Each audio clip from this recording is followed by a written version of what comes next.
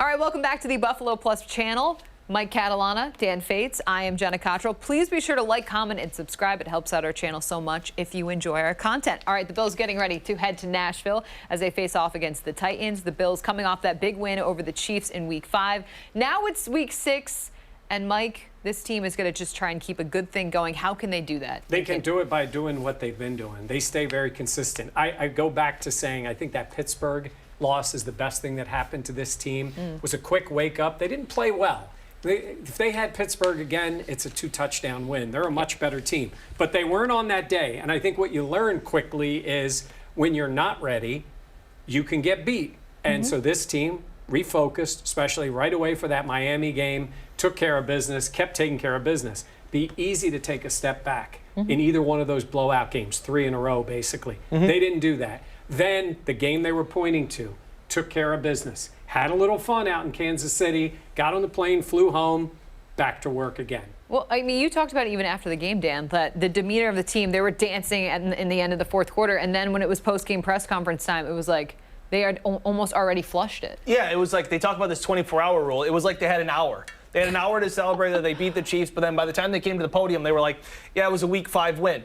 Now we're going to see this week how well they can adjust. We have always complimented the New England Patriots back in the heyday with Brady and Belichick, how they would morph into different things. Yeah. They went and were able to shut down the high-powered offense that is Patrick Mahomes and Tyreek Hill and Travis Kelce, and now they're going to switch now to a ground and pound team. The defense is the thing that has to change this week. The defense has to change their mindset, how they tackle, how they wrap up. They're going from speed to now power. That is where the big test will be this week in facing Tennessee. I mean, that's something that, too, like this Bills team has yet to prepare for, considering the way last year went. We know Derrick Henry didn't have a fantastic game against the Bills last season, but at the same point, this Titans team embarrassed Buffalo. Well, part of the reason he didn't have a ton of yards either was they kept having short fields. I mean, Also they that. returned interceptions, returned a kick. Like the Bills played a poor all-around game.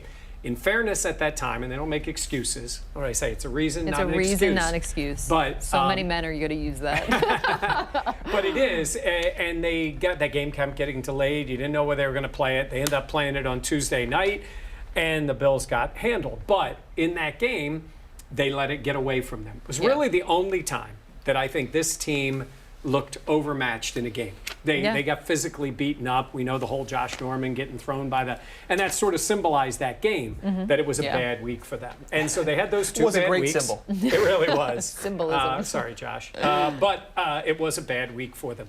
But they came back after those couple of losses, and they played, obviously had a great season. But I think this team does stay focused. They really do. And Dan mentioned them evolving and doing different things. Yeah, that was the key to all those great New England teams for those years. Even offensively, they would do it, but mostly on defense. Yeah. They would come out in games with 4 defensive linemen standing up, and then they'd come out in the next game with starting in nickel the entire game because they had players and coaches that knew how to adjust. Well, I feel like you talk about Leslie Frazier and how he didn't blitz against Kansas City, and then against Miami, he is aggressive. Like blitzed 50% of the time against Miami. Didn't blitz 1 time against Patrick Mahomes. Had the wristband. Be patient. Don't do it. Be patient. And that is where I think that this defense has just evolved into being able to do more than one thing. They've gotten so much pressure with the front 4, and we asked Jordan Poyer about it this week, and he said, you know, Poyer and Hyde don't really ever go off the field. They're always on the field.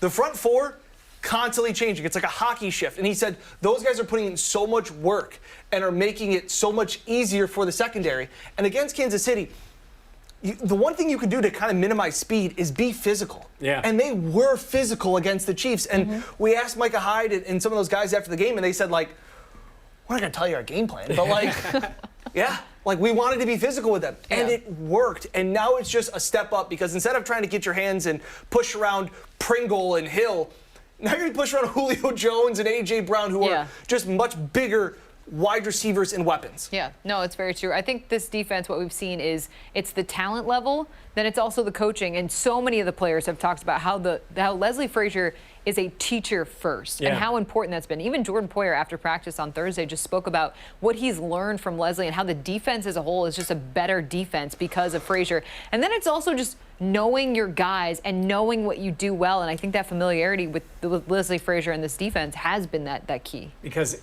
it's the way you should coach. Leslie Frazier includes his players in the game plan, and his players buy into that game plan. And I think there's a comfort level, especially with the guys like Micah Hyde or Poyer, that if they didn't think the game plan, the strategy was going to be as effective, I think they'd have a conversation with their coach. Not like we're not going to do it. They would talk. They would say, we can do more of this, or maybe this would help.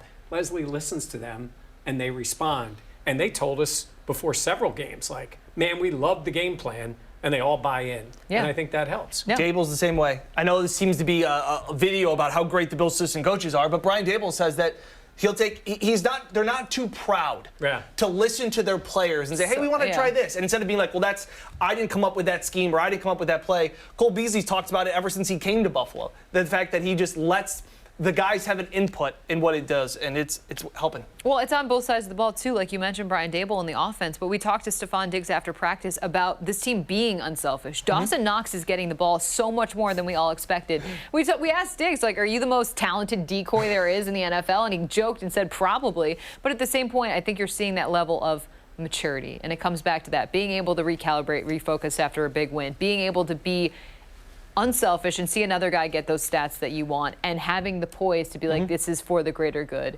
And I think it's a Sean McDermott testament to him and what the culture that he has brought in. They're really good. They're really good. This is a fun team to cover. All right, Dan, we'll go to your picks. Yeah, so I think this is a game where the Bills just keep on rolling. I just think that because of the loss in Nashville last year, they just won't let up, and they'll be out to prove something. And then you look at what the Titans' defense is, and it's just not very good. They've only held 2 teams under 25 points this season, and it was the Jags and the Colts. They even gave up 27 points to the Jets. They gave up 30 to Seattle and 38 to Arizona. I know they're going to want to try and run the ball to keep it out of Josh Allen's hands. I just don't think they're going to be able to do it enough. I still have the Bills winning big in this game, putting up 40 points. They're averaging over 39 over the last 4 games.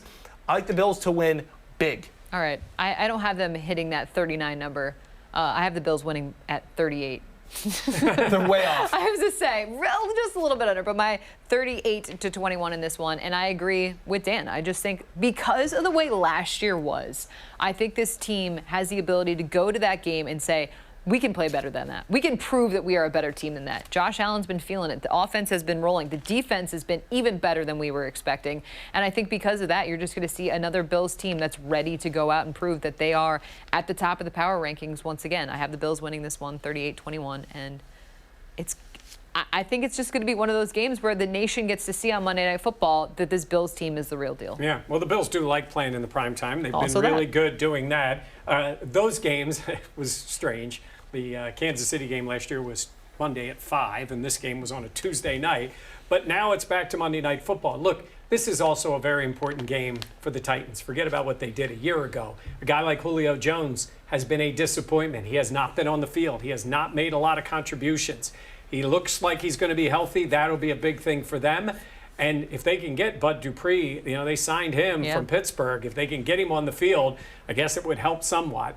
They're not a great team, but they could cause some issues for the Bills. And Tannehill played well against Buffalo. I still have the Bills winning the game. I just think maybe it's a little less of a blowout than these guys think. But then again, they were right last week, and I was wrong. I've got the Bills winning at 27-20. One more time, you were what? I was incorrect. Wrong. It just happens so infrequently. Oh, yeah. That I didn't want to have to highlight it. That's what it is. We'll highlight it, though. We'll make sure everyone knows. Yeah, in the standings, Dan and I are tied at 4-1. Mike is at 3-2. We'll be sure to let everyone know that every week, as long as Mike is not in first place. So we'll keep that going. It really hurts. How does that feel? Do you like that, the way that looks? All right, we'll have plenty of coverage. Such a bad picture of me. We can change it. Yeah, when you're changing that, can you change my record too? No, we will not change that. Mike and I will be in Nashville as we get ready. We'll have plenty of updates from the Music City. Yeah, Hot Chicken City. Hot chicken. I'll have plenty of hot chicken updates as well. That don't worry about.